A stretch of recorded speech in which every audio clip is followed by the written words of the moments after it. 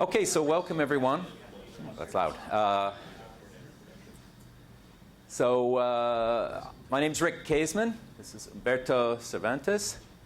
And we're going to be leading this session talking about ADD 3.0, which is an updated version of the venerable attribute-driven design architecture design method. So what we're going to do is, first of all, give you some background on the inputs to ADD, talk a little bit about architecture design and what motivates it. I'll present the method and talk about some categories of design decisions and way that we are trying to put more structure and more repeatability around design, which I think is every architect's goal. Certainly if you attended Mary Shaw's keynote talk this morning, you can see that as a laudable goal for an engineering profession to aspire to, which is to have design be something that's structured and repeatable and maybe eventually provable. And then Humberto will take over about halfway through, and he will walk you through an example design of a system using ADD 3.0.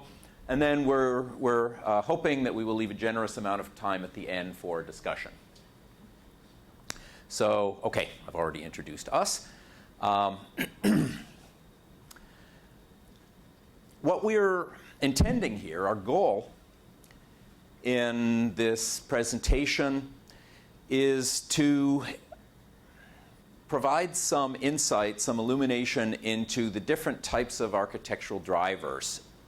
There are different things that drive design, that drive you to certain kinds of design decisions.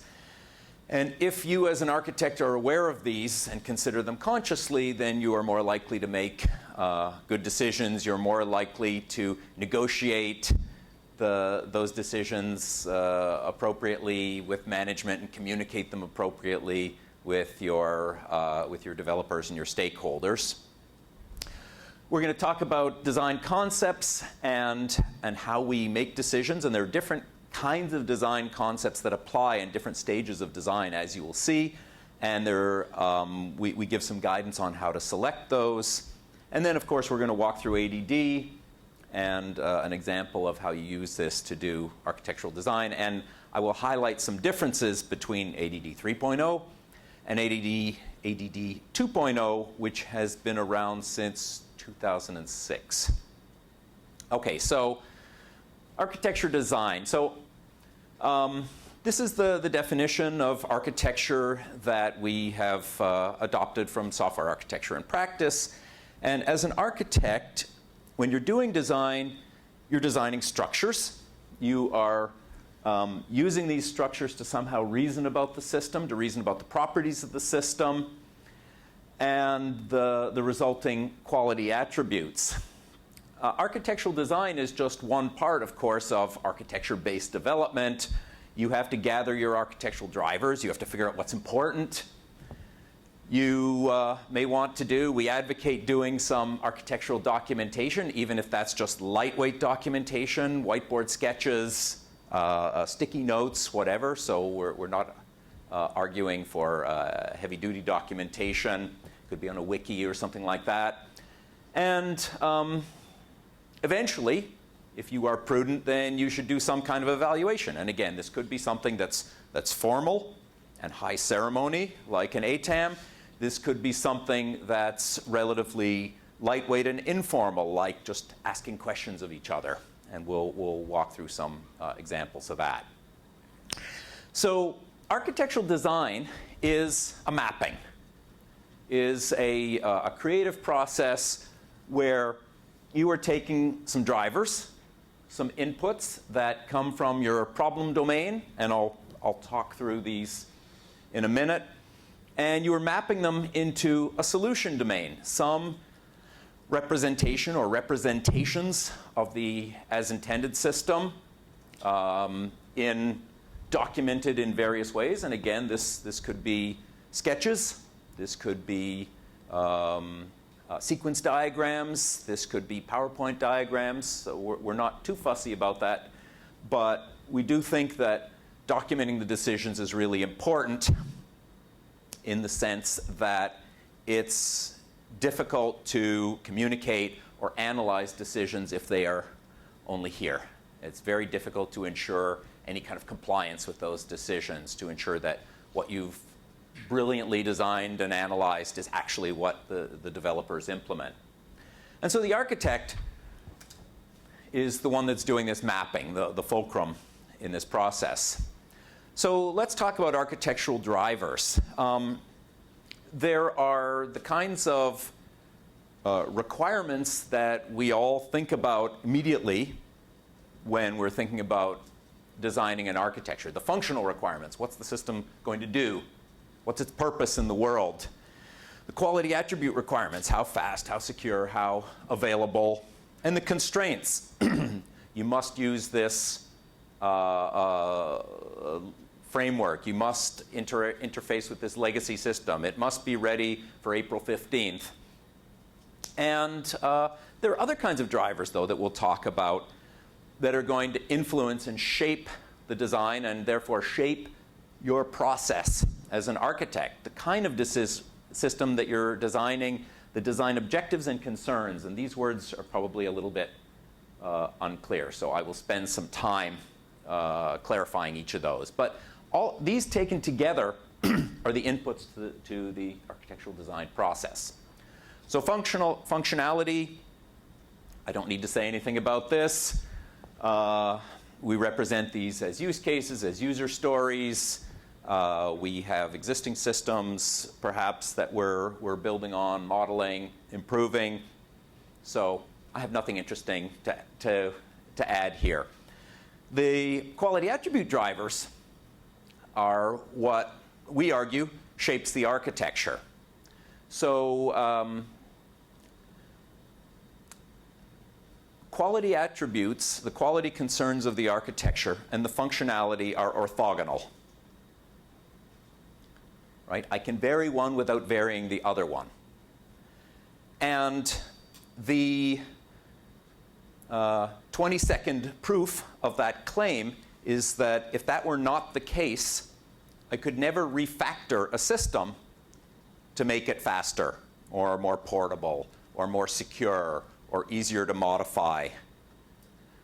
Because exactly what I'm doing when refactoring is keeping the same set of functionality, changing the software structure so as to achieve more modifiability, security, performance, whatever. Therefore, they're orthogonal. I can modify one without modifying the other. And the architectural decisions don't affect the functionality. I don't refactor just because I want a new function. I refactor because, my God, adding that new function is such a headache. I need the system to be more modifiable. So the quality attributes are what drive the architectural decisions. And so we recommend specifying those using scenarios, having explicit stimulus and a response, which the architecture ideally mediates. And these should be prioritized by the stakeholders of the system. The customers and users might prioritize these scenarios according to how important they are to them. How unhappy would I be if the system didn't do this? And the architect should prioritize these according to their technical risk. And then the scenarios that are high importance to the business goals of the system and high technical risk, those are the ones that I really want to focus on as an architect. Constraints are simply limitations or restrictions on the process. You may have technical constraints. We were discussing this over lunch, where in many organizations, you don't get to choose your security framework. That is chosen by the corporate security stack.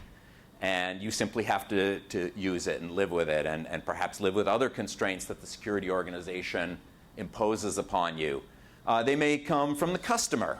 It has to cost less than this. It has to be ready in that many weeks. You have to do it with these resources. And constraints are simply design decisions over which you have little or no control. You might have some. There are cases when constraints aren't really constraints, and you can push back as an architect. But by and large, they are limiting your options, but sometimes they can be friends. They can reduce the size of the decision space. Now, I talked about types of systems. As an architect, you may be developing a greenfield system in a novel domain. A new system, breaking new ground. You're doing Falling Water. You're doing the Sydney Opera House. You're Frank Gehry. Yes, some architects do get to do this occasionally. You may be doing a new system, but in a mature domain. You're creating a 3-tier client-server-based e-commerce website, and you've created 30 of these in the past. It's a well-understood domain. You know how to do it. It's a traditional application, probably less innovative, but it's still a brand new development for you from the ground up. And of course, brownfield systems, changes to existing systems. And you need to be aware of the kind of system that you're developing, because this, again, greatly limits your options or enables options as an architect. Furthermore, you have to think about what are the design objectives. So sometimes we are architecting because we're given the blank page, and we have to create something from the ground up. But sometimes, particularly for consulting organizations or perhaps for proposing projects where there's a competition within an organization, you're doing essentially a pre-sales proposal. You're saying, I would like to build this system, or I'm proposing to build this system. And I need to do just a little bit of architecture so that I can talk coherently about how much that's going to cost, how long it's going to take, what kind of resources are going to be involved.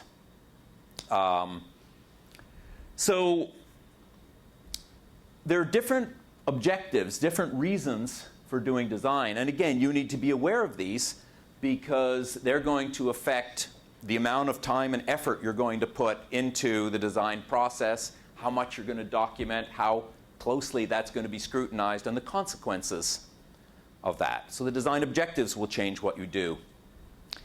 And finally, there's a set of concerns.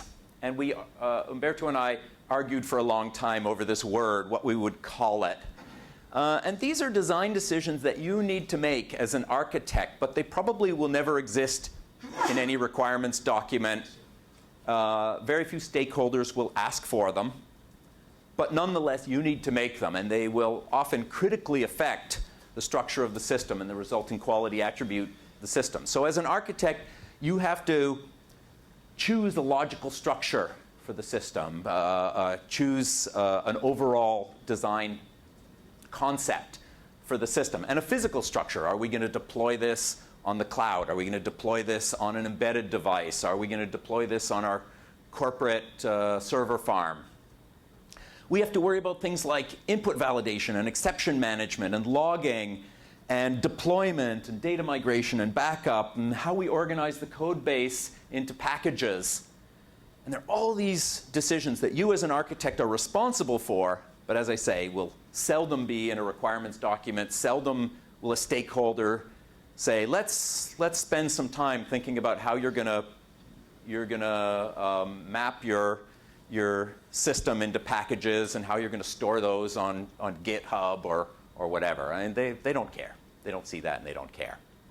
Okay, so given that set of inputs, let's take a look at architecture design methods. And there are a number of architecture design methods that have been out for the last decade and a half that have been proposed. ADD is just one of them, but there's the architecture-centric development method, and Microsoft has a process, and RUP has a process. And most of these methods cover the entire architecture life cycle. So if you think of RUP, it takes you through requirements and early design and late design and testing and so forth. But there's actually very little detail in any of these about how to actually do design. What to do. There's this kind of do design now step.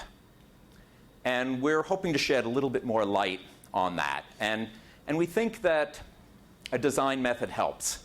A design method helps you, even if you don't follow it precisely, it helps you think about the steps the considerations, what you do next, who you need to talk to and communicate with. So architecture design is difficult to master. So presumably if you're in this room, you already agree with that you're attending SATURN, which means you have an interest in design, and you have struggled with that, almost certainly, I see a number of heads nodding, in your career. It requires a lot of knowledge of the domain. It requires a lot of knowledge of technology. It requires a lot of concern for socio-technical implications of a system. So it's hard. However, I think we would all agree, we all believe that design should, and we claim can, be performed in a systematic and repeatable way.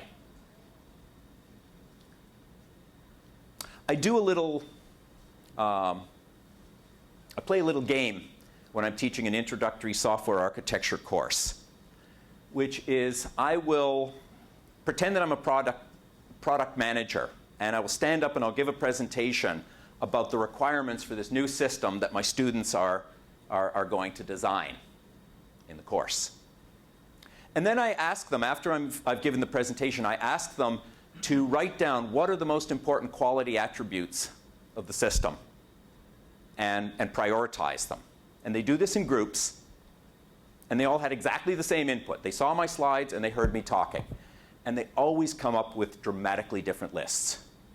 Different quality attributes in different orders. One says performance is the most important, one says usability is the most important, another says modifiability is the most important. They all heard the same stuff.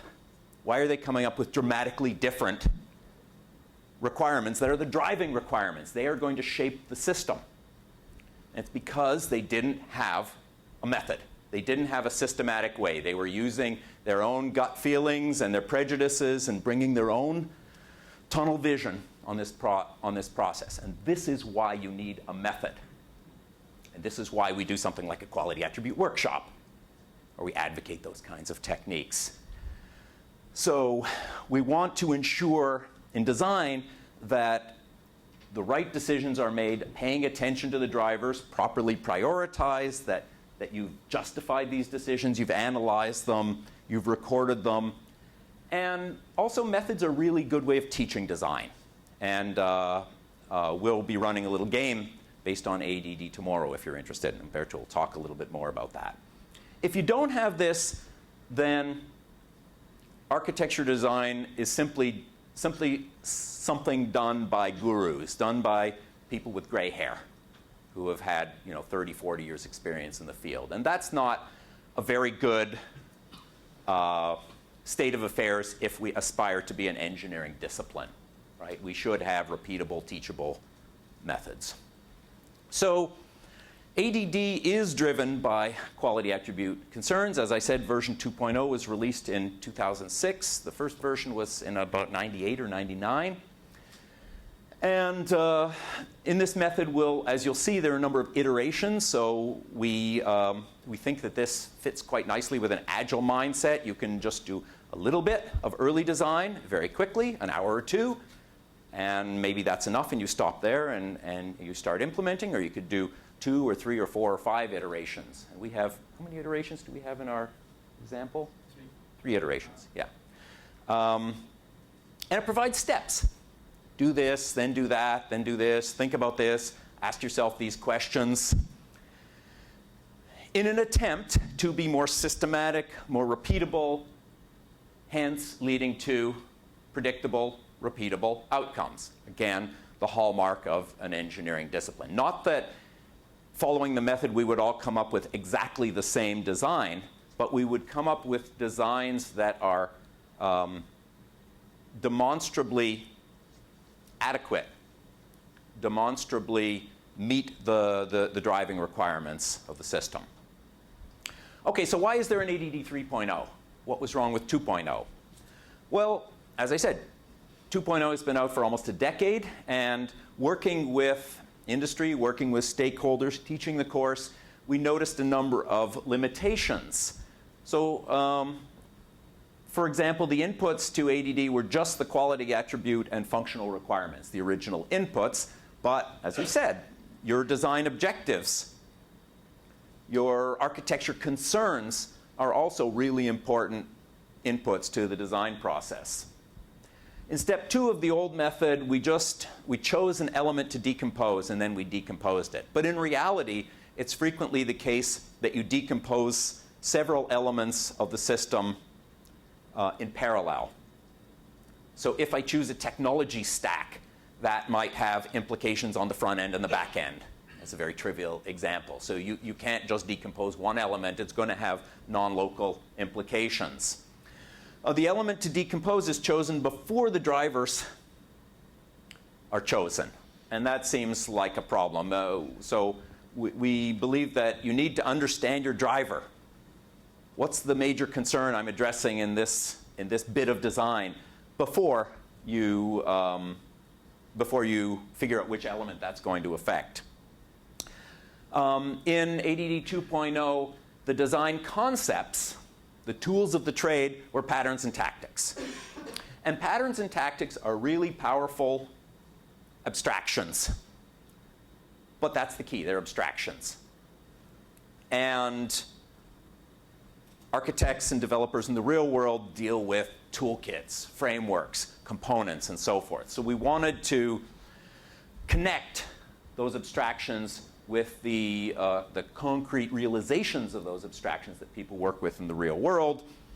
And finally, initial documentation and analysis weren't part of the process itself. They were seen as something that happens after you do ADD. And now we've added little bits of documentation and analysis, again, as you'll see in the example, in little tight loops to ADD. So this is ADD 3.0. You probably can't read most of that, but I will walk through the steps of this and explain in detail. So the beginning is step 1, review the inputs. So you want to make sure that there's clarity as much as you can get, as much as your schedule allows, of those initial inputs. So how well do you understand the functional requirements, the quality attributes, the constraints, the concerns, the design objectives? And if you don't understand something, well, just write that down as an assumption. Make a note of it, that this is my assumption. This was the problem with my students when they came up with those different prioritizations of quality attributes in the course, was they were all making assumptions. But they were all implicit. So review the inputs. Be clear about those. Be upfront about those. Then you need to establish an iteration goal and figure out what you're going to do in this iteration. So steps 2 through 7 are the iterative part of ADD. So at the beginning of the iteration, figure out which subproblem you're going to address. Now I'm going to worry about the user interface. I'm going to choose a user interface technology. I'm going to address these functional requirements, these quality requirements, at least partially. Then we get into the heart of ADD.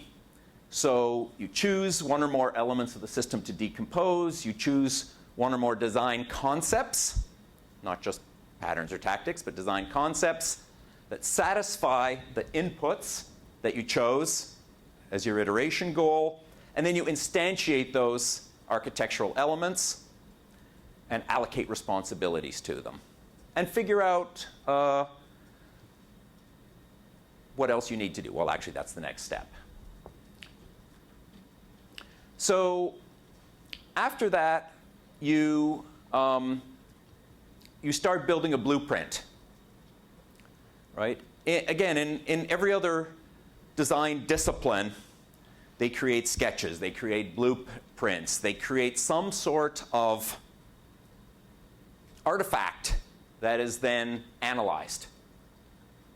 Right? You could not build a building like this without first creating a design, analyzing that design, and then analyzing the realization of that design. You pour a foundation for a big building, you don't just start building on it, you do a core sample. And you test whether that foundation is actually going to withstand the pressures that you have calculated it's going to need to withstand. So you sketch views and you record the design decisions so that they may be analyzed in the next step. And again, this could be very lightweight. The analysis could be chatting with one of your peers. Well, what do you think of these decisions that I made? Or it could be much heavier weight and formalized, depending on your schedule concerns, depending on your risks, which will come from your design objectives. And finally, ta-da, a design is produced. And this may only be a partial architectural design. It may just be a sketch. It may be something that you're going to use for your pre-sales purpose, and so it's just a quick and dirty prototype. So we're not, again, advocating big design up front. It may be, but there's certainly nothing in ADD that forces that. So you have a question? I just wanted to make a small observation that typically when you run agile development, product managers also want to be agile on requirements. That means that this iteration, that backward arrow goes all the way upward to the inputs, basically. Okay. So they keep feeding new inputs to the system. You're right. Yeah, that's a good point. That we're thinking of this as a fairly tight iteration, but taken, if you zoom out and you look at the project as a whole, yes, you might do another iteration and start here again and review those inputs. Thank you. Okay, so design decisions are the heart of the design process. So there are 3 steps that are involved in design decisions: selecting elements to decompose, choosing one or more design concepts, and you choose those based on the inputs that you chose at the beginning of the iteration, the concerns, the drivers that you're going to address in this bit of design that you're doing. And then you instantiate.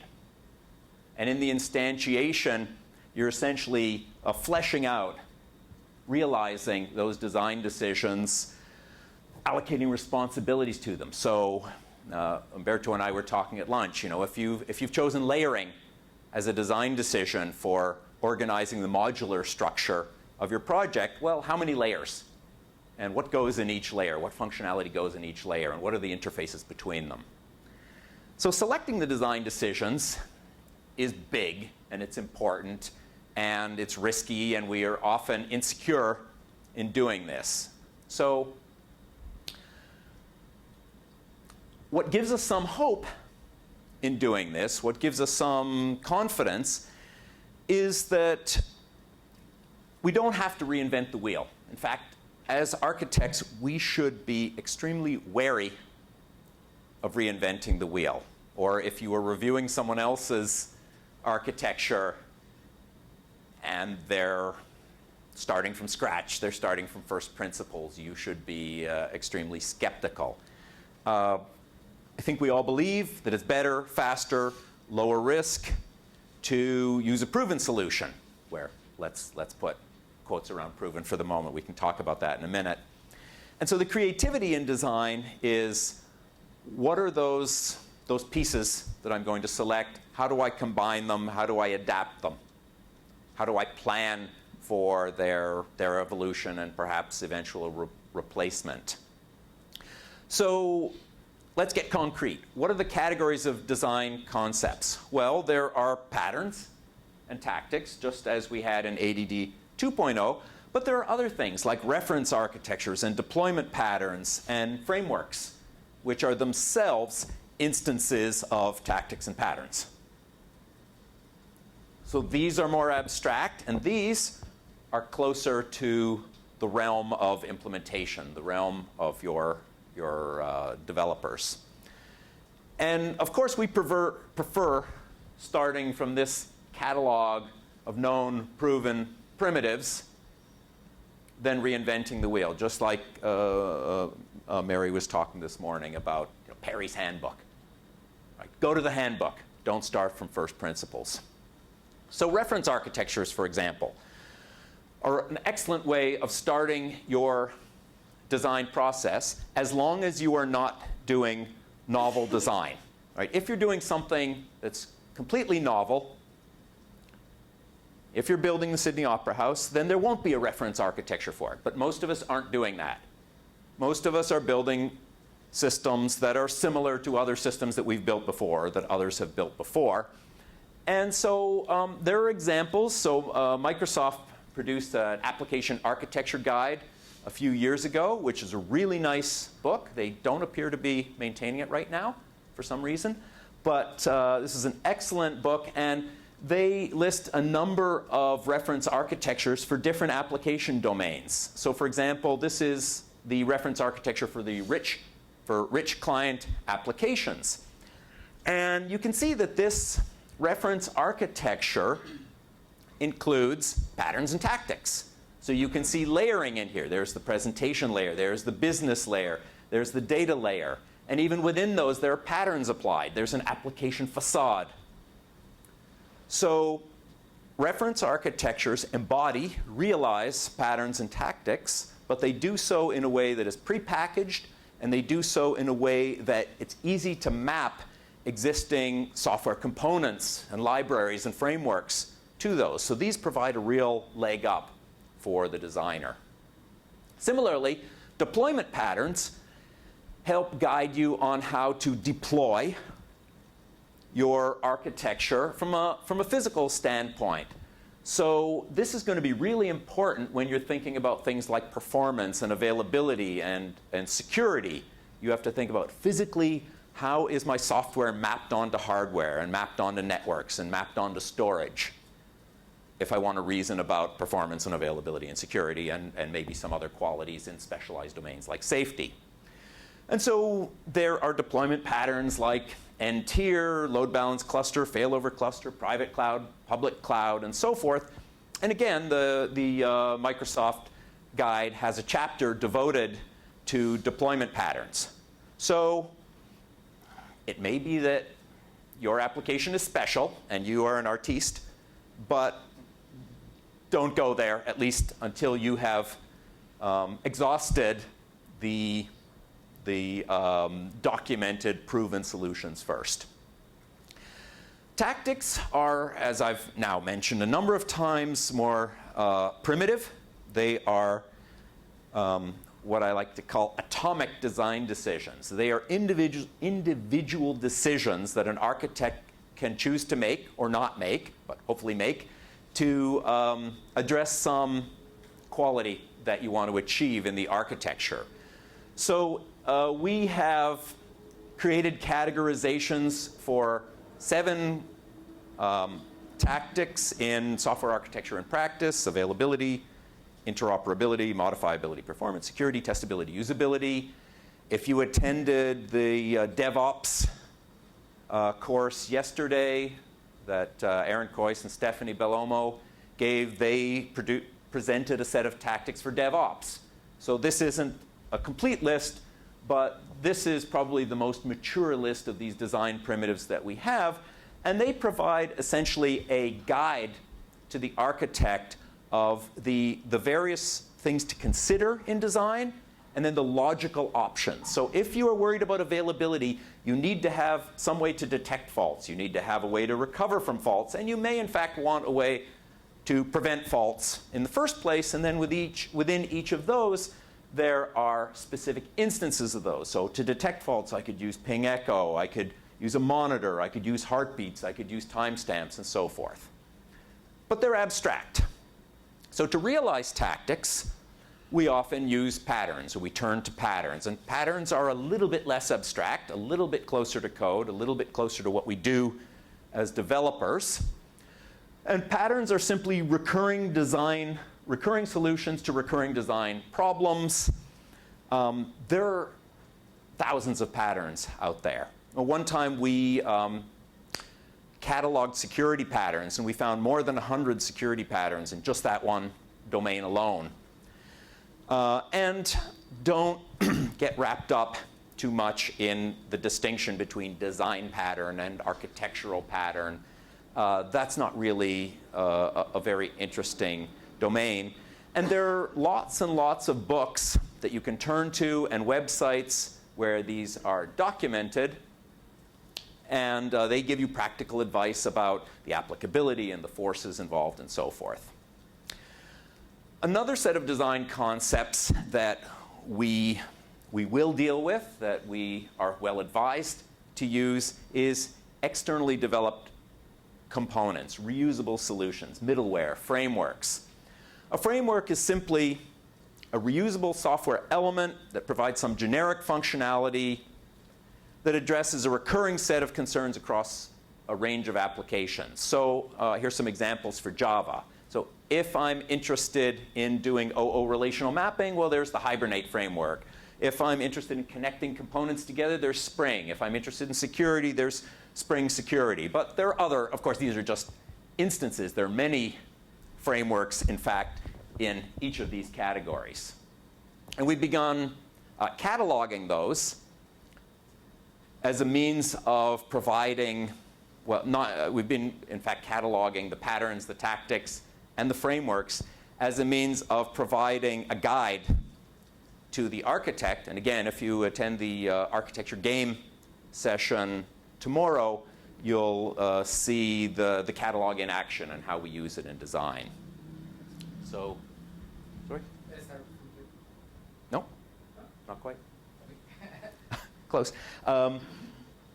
So if you're selecting design concepts, you've got an iteration goal, and you would have a whole bunch of design concepts that you could potentially use. So which, let's say I'm choosing a reference architecture, and that's my iteration goal, and I might say, well, maybe it's a rich client application or a rich internet application or a mobile application, and I want to narrow that down because eventually I have to select. So every time I make a decision, there's a generation, a fan-out generation part where I consider the spectrum of possible alternatives, and then a selection point.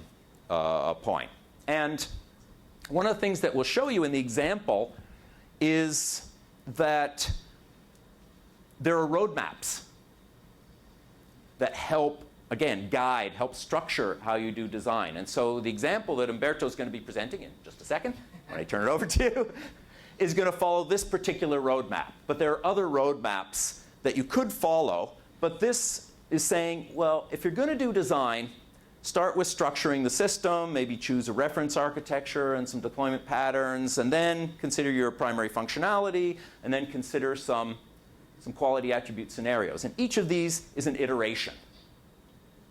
Why do we do this? Again, design is hard. If you're the architect and you're faced with the blank page, there's a lot of uncertainty. There's a lot of stress involved in that. There's a million possible directions you could go. So a roadmap, again, helps to guide, formalize, make design repeatable and predictable. Now I'm handing over. Yes, question? So according to this method, at what point do you rewind? Because there's some decisions you make in the future, probably in fact decisions you made in the past. And somebody want to go back and say, I want to take another path. Yeah. So I didn't talk about it, but in detail. But there's this analysis step in the process, and that itself may cause you to rewind. So the analysis could be very lightweight, and you just ask some questions and say, is Swing really the right framework that we want? Have we used it before? Maybe we have better, there's a new framework we want to consider or something. And so that you might do a very tight iteration there, or given the idea that Andre said that you could get new inputs, and that may cause you to revisit, and so you would essentially rewind by doing another iteration, or by backtracking and doing another iteration. So I don't think we have any constraints on where you might backtrack. We accept the fact that you won't always just neatly follow the roadmap and proceed from A to B to C, and that there will be backtracking involved in this. And sometimes prototyping will force you to backtrack, something like that, or schedule pressures. Let me also comment on this.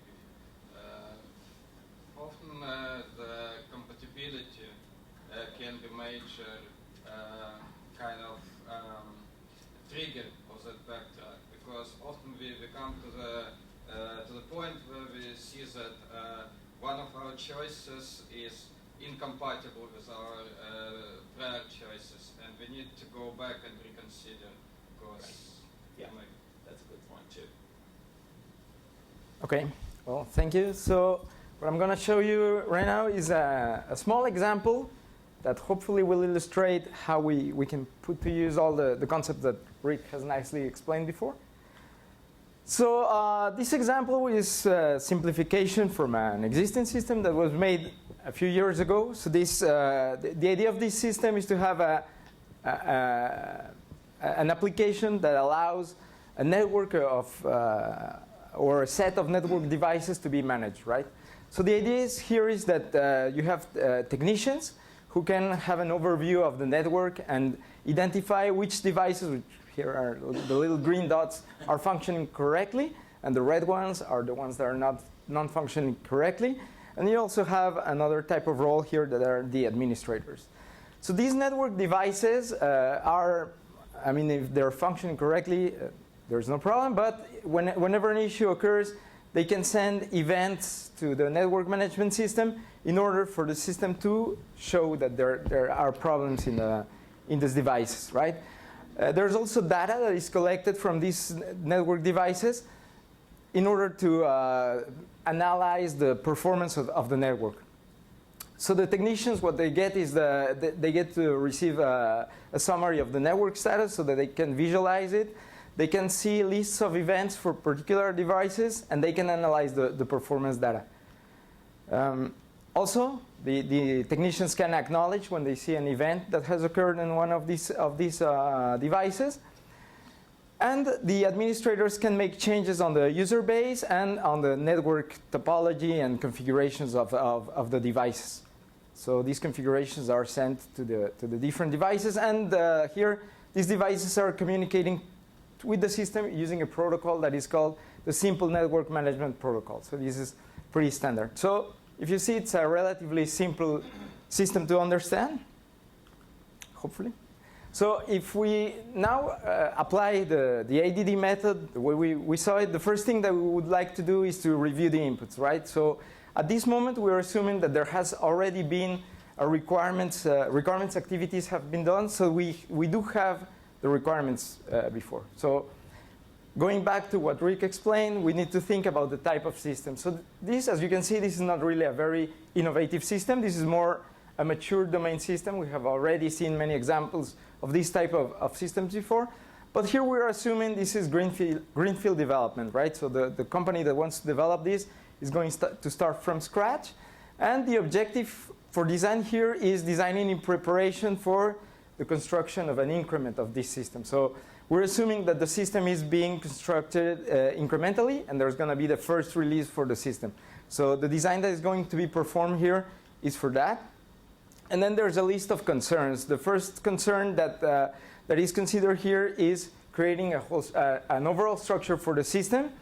But as we saw before, there's many concerns that need to be taken into account. So for this example, I will only focus on the structure of the system, structuring of the system concern. So as I was telling you, we assume that there's the requirements activities, or at least part of the requirements activities have been done before, and we have at least an initial use case model, right?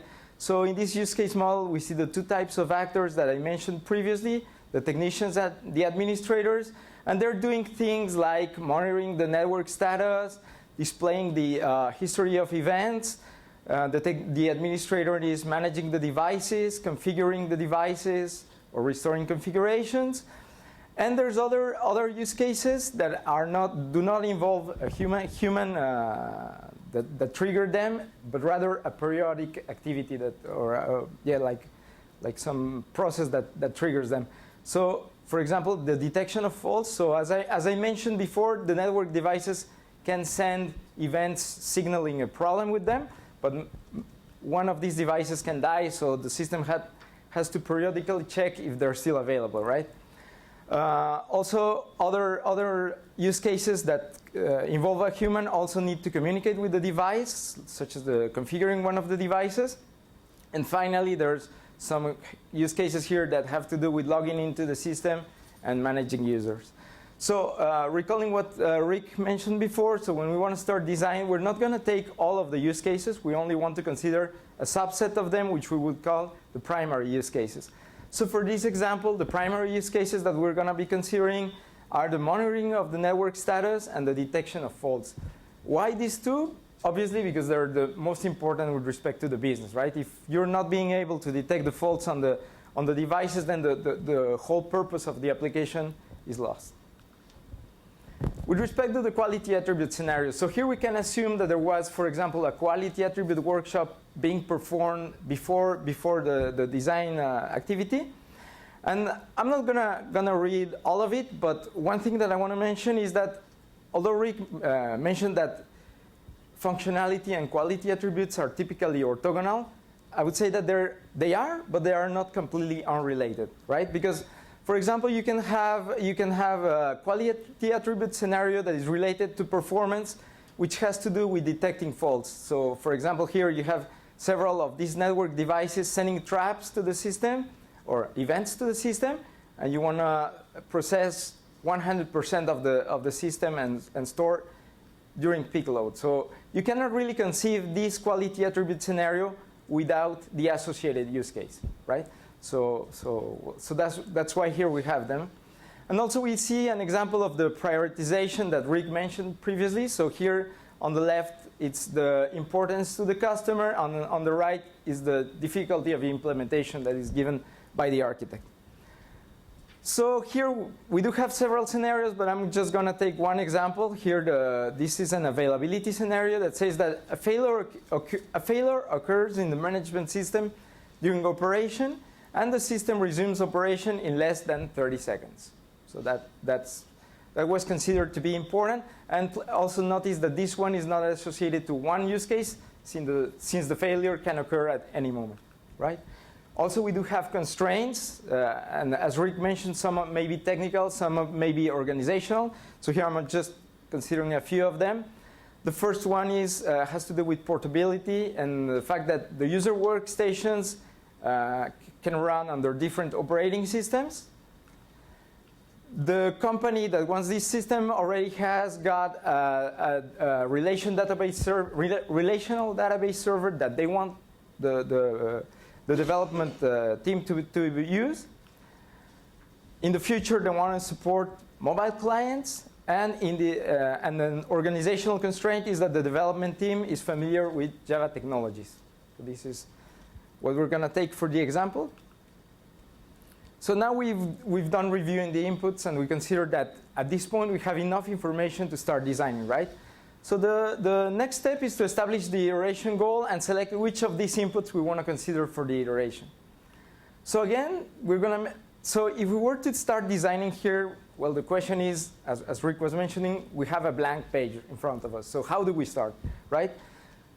So this is where the roadmap that was presented before comes into play, right? We can start, actually, if you see, of the requirements that I presented to you, if I were to ask you which one of them would you take as the first requirement to tackle, I mean, in truth, it's not really simple to say one of them, the use case or the quality attribute scenario, because before you can start to actually think about use cases or particular quality attribute scenarios, you usually need to have an initial structure for the system. So this is why we propose here in this roadmap that your first goal, again in greenfield systems, is to create a structure for the system. And to create a structure for the system, you need to have at least an overall understanding of all your drivers. So it's not that you're going to address them all, but you have to have an understanding of all your requirements. And on the right here, what we see is the type of design concept that you want to use. So Rick showed that there's many types of design concepts. And when you're starting design, that can seem to be a bit overwhelming. But if you use this roadmap, you get the number of choices that you get is reduced, right? Because when you're going to structure the system, the first thing or the type of design concept that you want to use or that can be useful are reference architectures and a special or a subset of deployment patterns that divides the system into tiers. Also, what we see here is that we have the technologies and we have them across the different iterations, because as we have seen in experience with the architects that work in real projects, the selection of technologies is not limited to a particular point in the design process. Some technologies are selected initially, and some technologies are selected later on. So this is why this is marked as being optional, right? So the next step is to choose one or more elements of the system to decompose. And since we're just starting with this greenfield development, there's not any elements other than the system itself to decompose. So this is why we start with the system itself. Now we need to select the design concept that we want to use to begin to satisfy the inputs and the iteration goal. And remember here, what we want to satisfy is structuring the system. So for the structuring of the system, what we can take here is, as I mentioned previously in the roadmap, the reference architectures and the deployment patterns. So let's assume that the architect here is taking this particular catalog as a source of alternatives, and he would have these reference architectures, these mobile applications for mobile device, applications that run in mobile devices, rich client applications, which would be applications that are run like in a user workstation, maybe standalone or connected to the network. Rich internet applications, these run in a browser, but they can be highly interactive, like Ajax type of applications. Service applications typically run on the server and only expose services that are used by other applications, and your traditional web application. With respect to the deployment patterns, the initial deployment patterns, there's all the n-tiers options. So which one, does anybody have an idea or a proposal on which one to choose for this particular case study? What are The drivers? The ones that we saw before. Right, but like most documentation, we can go back and reference it. Well, so for this particular example, in truth, we're not going to select only one reference architecture, but actually two reference architectures are chosen. One that is used for the client side, which is the rich client application. And as I said, this is an application that is installed, for example, in the user PC, and that can connect to the services provided by another application. So here, on the client side, there's the rich client application, and on the server side, there's going to be a services application. So why this selection? So the idea during the design process is that here we're doing a selection decision, and ideally what you want to do as an architect is document the rationale for your decisions. So here we see that, for example, in this case, the architect selected this rich client application because he was interested in having a rich user interface, because he needed to display the topology of the network and having a really interactive application. Also, he thought that he would develop in Java, and since he needed to support multiple operating systems, he considered this constraint that I mentioned before. On the server side, one of the constraints guided him on the selection, which was the support of mobile clients in the future. So he's only going to be exposing services so that today he can connect, or these clients can connect to the system, and in the future other type of clients can connect. And initially, for the physical structuring of the system, he selects a 3-tier deployment pattern. Why? Because there's an existing database server, and he thinks that initially he'll deploy on the web, on this application server tier, and there's also the client side of the application. So these are the initial decisions. So these are the selection decisions. So the next steps of ADD involve instantiating these decisions, right? So he selected these design concepts. Now he's going to instantiate them, allocate responsibilities, and define interfaces. And at the same time, he's going to be sketching the results of this activity. So here, I mean, since for the example we cannot have them as separate activities, we show the result of the sketching of the views. So in this particular example, the architect decided to use UML to sketch his views, but this is not mandatory, right? He could have done like something in a whiteboard, for example. But what we see here is the design concept that we saw before, and now they are applied in or adapted to the particular problem. So here we have the rich client reference architecture and the service reference architecture, and we have the three-tier deployment pattern, plus we have the network devices here. So as the architect is doing this, making the instantiation decisions, we recommend that he starts quickly documenting the responsibilities of the different elements that appear as the result of the instantiation activity, right? So, for example, he's writing here what are the responsibilities for the application server or for the presentation layer on the client side, et cetera, et cetera. And if you see the definition of architecture, it usually speaks about elements with responsibilities and properties. So we can start to identify certain properties for some of the elements, like in this case, a particular operating system is selected for the application server node. So, okay, so these are the responsibilities.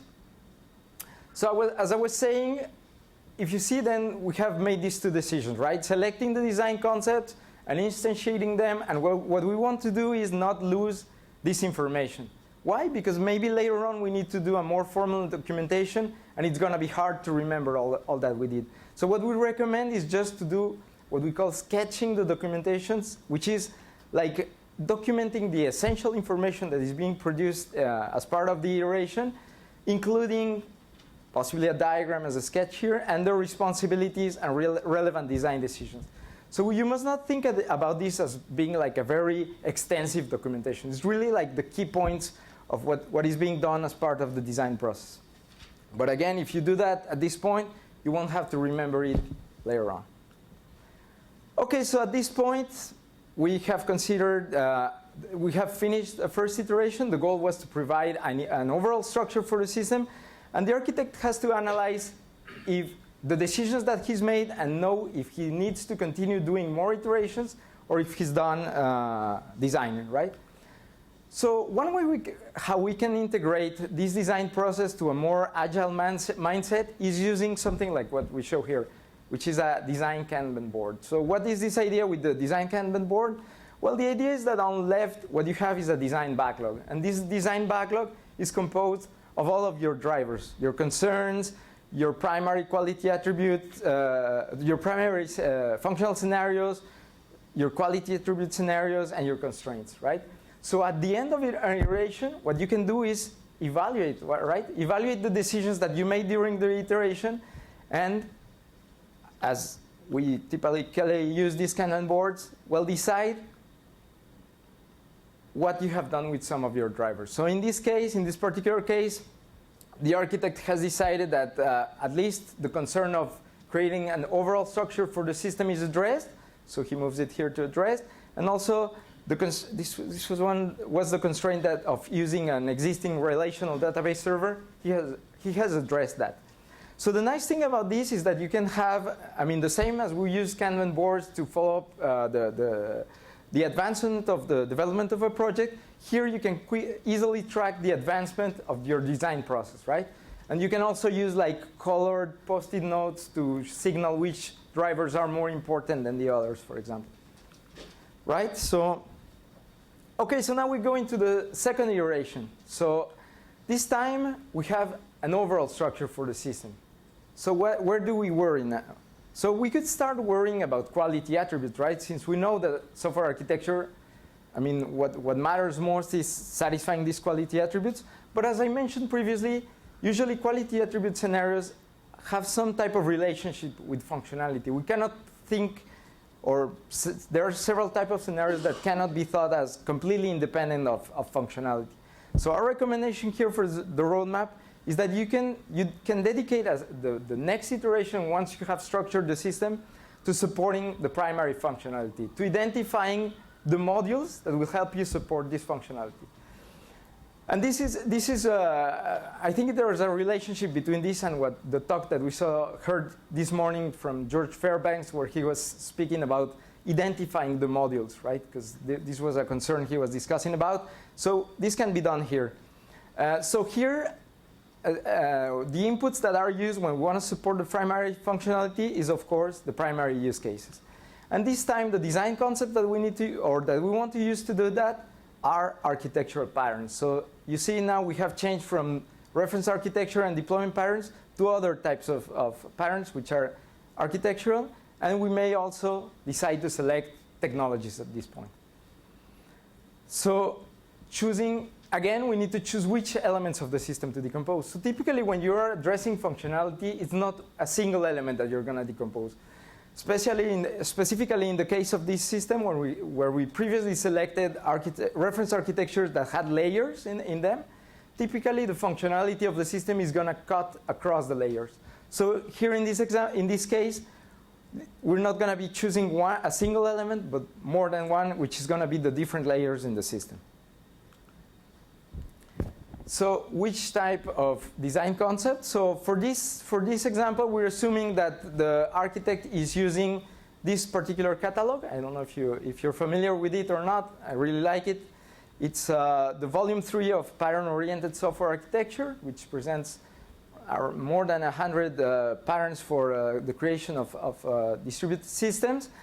And one of the patterns that is presented here is called domain object. And as we can see here, the purpose of this pattern is to allow each distinct functionality of this system to be encapsulated in a self-contained building block, a domain object, right? So this is appropriate for what we're trying to do. And so the design decisions, the selection design decisions here are the use of these domain objects and particular refinements of these domain objects to decompose the layers.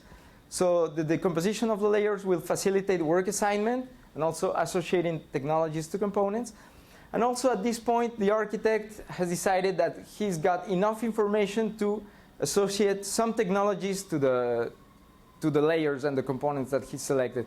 So in particular, he has selected a particular framework for the user interface and another one for doing the object relational mapping, right? So again, we're going to have to instantiate the elements, allocate responsibilities, and define interfaces. And what we see here is a refinement from what we saw in the first iteration, right? So here, what we have is a series of domain objects that are spread across the layers of the system and that are responsible for supporting the primary use cases, right? So I'm not really going to go into the details here of the responsibilities, but all of these elements are meant to support the two primary use cases that I mentioned before. So this is the logical view. So, oh yeah, I didn't mention this, but in the first iteration, so if you see ADD here, it says that you have to define interfaces. So in the first iteration, we were at a really high level of decomposition, so it's really not so useful to define interfaces at that point. But when we're getting into this level of refinement, we can start to define the interfaces for the system. So how can we define, what's a technique for defining the interfaces? Well, what we can do is just take these elements that we have identified across the layers and take the use cases and make a dynamic analysis of how the instances of these elements collaborate together to support the functionality. So we can see here the instances of these elements invocating methods on the others and sending parameters and receiving responses. So by doing this analysis, we can start to identify the interfaces for the elements, right? So at this point, we are again back at the end of our iteration, and we perform an analysis of what we have done up to now. So it's the same thing. So we assume here that the architect says that he has made enough decisions to support his functional requirements. So as we're seeing here, we're clearly seeing how he advances in the design process, right? Okay, so the last iteration, so to give you an example of each of the types of drivers. So in this last iteration, what we want to do is address a particular quality attribute. So now we know the overall structure of the system. We have a good idea of how the main functional requirements are going to be covered. but we have no idea with respect to the quality attribute scenarios. So now we can start to worry and focus all of our energy into satisfying these scenarios. So for the example, I'm taking this availability scenario, which says that a failure occurs in the network management system during operation, and the system resumes operation in less than 30 seconds. So as you can see here, when we want to address the quality attribute scenarios, there's a bigger number of design concepts that can be used. Our recommendation for addressing the quality attribute scenarios is to start with a tactic. Because you may remember the tactics that Rick showed. They are oriented towards specific quality attributes.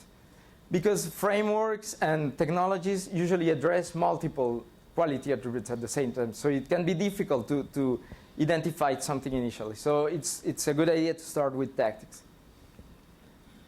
So again, we're going to choose elements of the system to decompose. And since this is an availability scenario, the elements that we want to decompose are the tiers, the physical tiers that were identified in the first iteration. So how can we start with tactics? Since we're going to have to deal with availability, we can go to the tactics catalog. The software architecture in practice book has got this catalog. And we can start with the availability tactics. So in this case, what we want to do is recover from fault. And there's some of the options that can be interesting here, or that are interesting, is the introduction of redundancy, right? So there can be active redundancy and passive redundancy. So in this case, the architect decided to introduce active redundancy by replicating the application server and other critical components, such as the database. So he can withstand the failure of one of the replicated elements without affecting functionality. And other parts of the decisions involve the use of technologies to complement or to instantiate this particular tactic.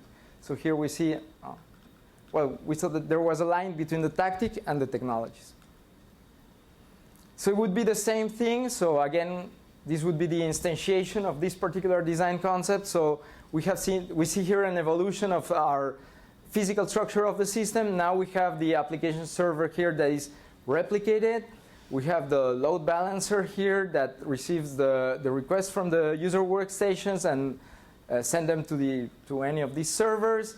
They connect to the database server, which is also replicated. And now the architect decided to separate the reception of the events to a separate node in order to support the failure of the application servers. He can continue receiving the events, right?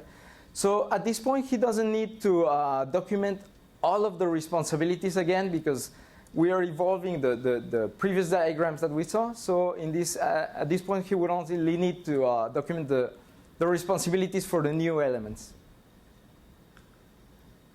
So again, he would do analysis, but at this point, the decisions that he made are only partial, right? Because there's many other things that need to be considered. This was just a very initial idea on how to support this particular scenario. So for this driver, he only considers it to be partially addressed. So with this, this hopefully illustrates a little bit how you can perform several iterations of ADD using this particular roadmap that we showed you and illustrating the different design concepts that we saw. So when do we finish designing, right? So there's different possibilities. The ideal would be to have made design decisions for all of our drivers. So that would mean that we have reached our design goal. Or if we don't have enough time, at least we have made decisions for the most important drivers, the most important technical risks. And the worst case is that during design, or we don't have any more time for design, and then we have to stop doing the design activities. I'd argue that forever might be a worst case too. Well, yeah, analysis paralysis, right? Or something like that. Some additional aspects is, well, in these examples, I only showed a more conceptual point or a more conceptual type of design. But of course, we assume that you may be creating prototypes as part of the design process. So inside an iteration, you may want to prototype a particular technology, or even as part of the result of creating a few iterations, you may want to create what's called an executable architecture, which is a skeleton of the system which embodies these decisions that we saw here. Also, if you perform the activities that I showed here during the iterations of writing down the responsibilities, sketching the diagrams, producing a more formal architectural documentation is pretty straightforward, right? Because this information that we captured here during the design process is very much what we find in the view templates that are part of the views and beyond process of the SEI. And also, this will simplify the architectural evaluation. So to summarize the talk, so we saw that architecture design transforms drivers into structures. There's more than the 3 traditional categories of drivers, which are functional requirements, quality attributes, scenarios, and constraints. But we also saw objectives, concerns, and the type of system that you're dealing with. We saw that ADD is a method that structures architecture design so that you can perform it systematically. And there are different types of design concepts that are useful during the design process. And finally, and hopefully, you see that ADD can be used in an agile way by limiting, by not producing a very, very extensive documentation. You don't need to do that. You don't need to iterate until you create a very big design up front. And you can also use this type of design Kanban boards to give to follow up your design process. So what we want to try here is to facilitate the adoption of this method by the agile community, which sometimes may not really like the idea of having a design process. So I think that's all of it. And one important thing to mention here is that tomorrow we're going to have a session that's called Smart Decisions, an architecture design game. So we have created this game with the people from an Ukrainian company called SoftServe. And ideally, in this game, you'll be able to exercise a little bit of this decision process, right? So what we want to do is illustrate that and how it can be challenging, and we'll wait for you there tomorrow. So that's it. I have some fun in the process. Okay, thank you. And Can you elaborate?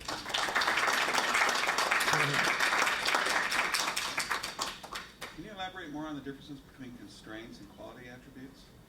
Sure, you want to take it? Or? They look kind of, the ones you had there kind of looked like they could be either. Well, quality attributes are requirements. So that's a requirement about some aspect of how fast the system is, or how it recovers from failure, or how modifiable it is. A constraint is simply any design decision over which you have little or no control. Okay. So a quality attribute requirement could be a constraint, but a quality attribute requirement. A quality attribute requirement might be a constraint, but there are constraints that are not quality attribute requirements. Right, so basically a constraint is, you have to deal with. Versus Generally. Quality attribute, you might have, might have priorities. Right, and again, constraints are frequently not totally black and white, but you would have a much harder time arguing against a constraint to not follow your organization's enterprise architecture standards, for example. You'd have to have a really compelling case. Right. And constraints limit your decisions, right? So it's more something that limits your.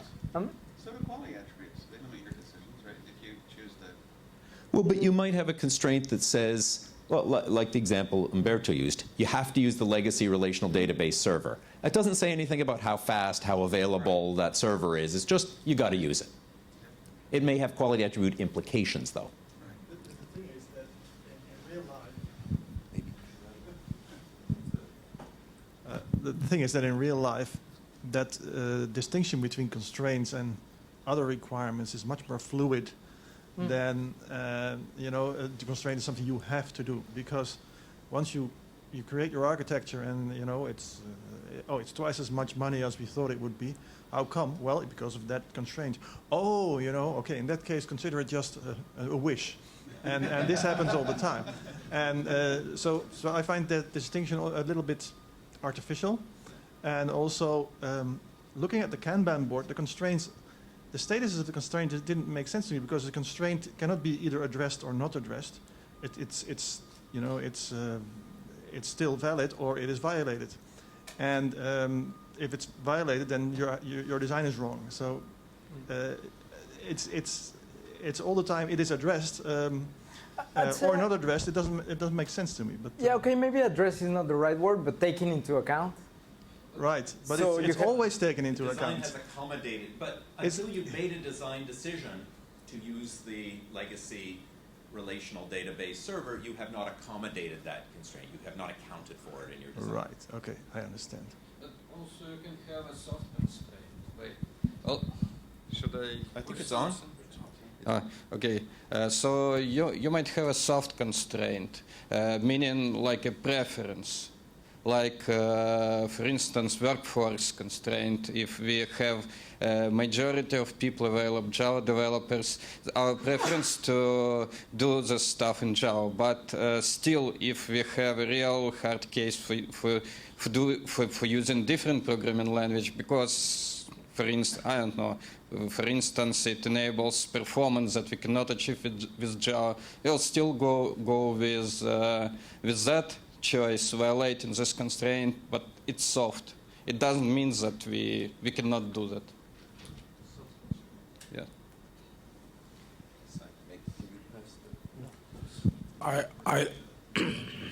I look at it slightly differently. Constraint in the organization where I work is essentially you have to work within that.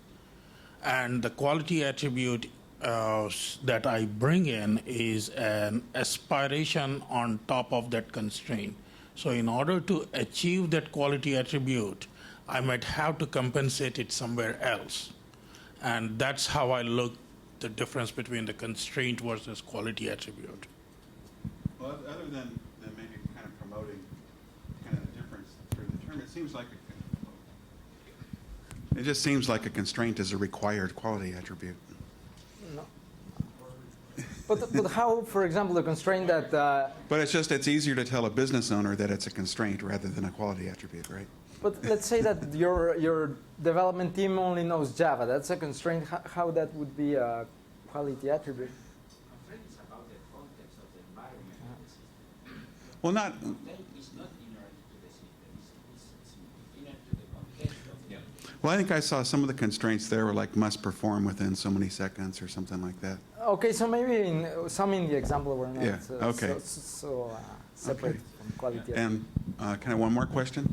How would you relate some of the quality attributes or constraints to, say, some of the functional requirements or use cases? Like, so let's say a constraint or a quality attribute is, support no more than or maybe no less than, this number of users. So how would you use that to describe how, say, a functional use case behaves when that constraint's getting violated or near getting violated? How would you relate those two together? I guess that as part of the scenario, you would be describing that. But you mean a particular functionality? How? Or let's say under a fault, maybe fault tolerance or availability attributes might be a better case where you want to describe how a user perceives the system when the system's under some sort of fault condition. Mm-hmm. Right. So is that a quality attribute? Is it a use case? How would you relate those two together in your design?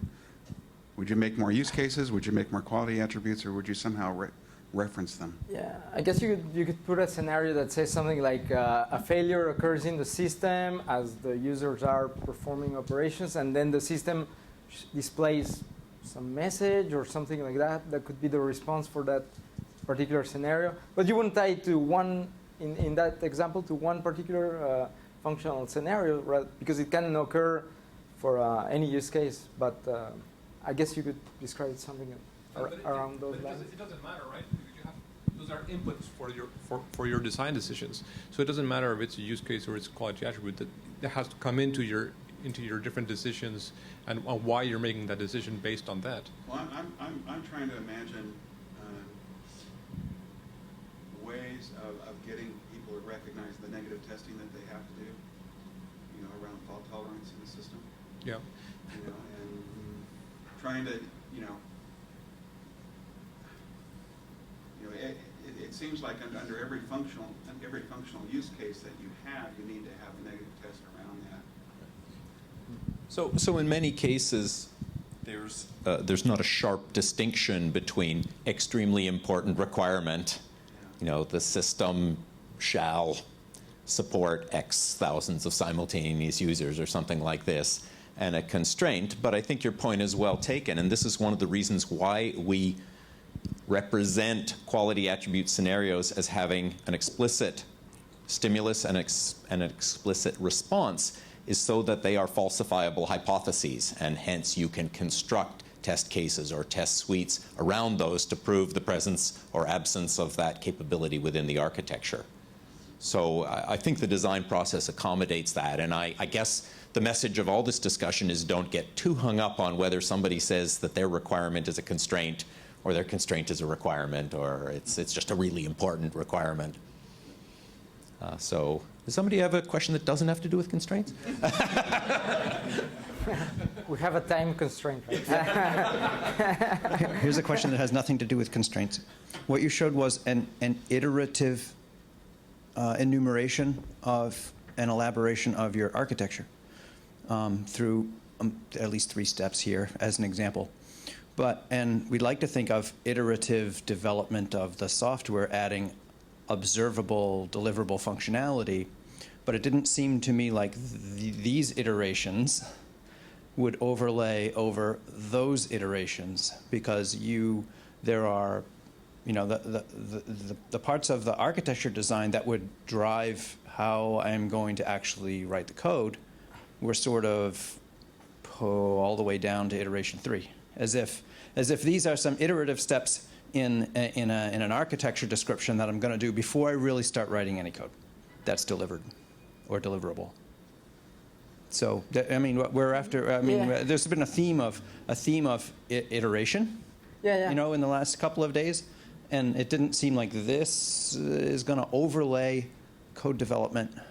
Okay, so it's the ADD iterations are not the same as say sprints in so I guess or simpler. At what point other than the prototype you mentioned, at what point in this process that you described would I first start to write code that will eventually be deliverable or deployable?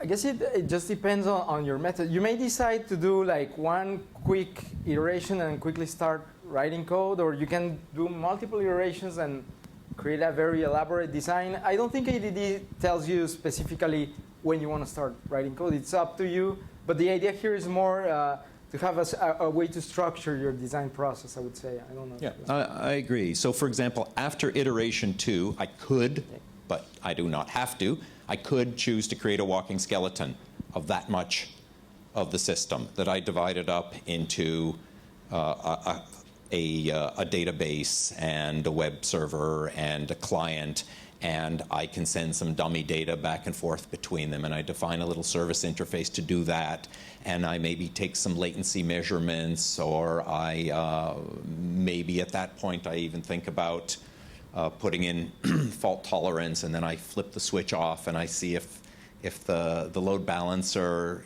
switches over appropriately. And so without the system doing anything, without it perhaps even having a meaningful user interface, I could already start to exercise or prototype that much of the design and the design decisions that I had made.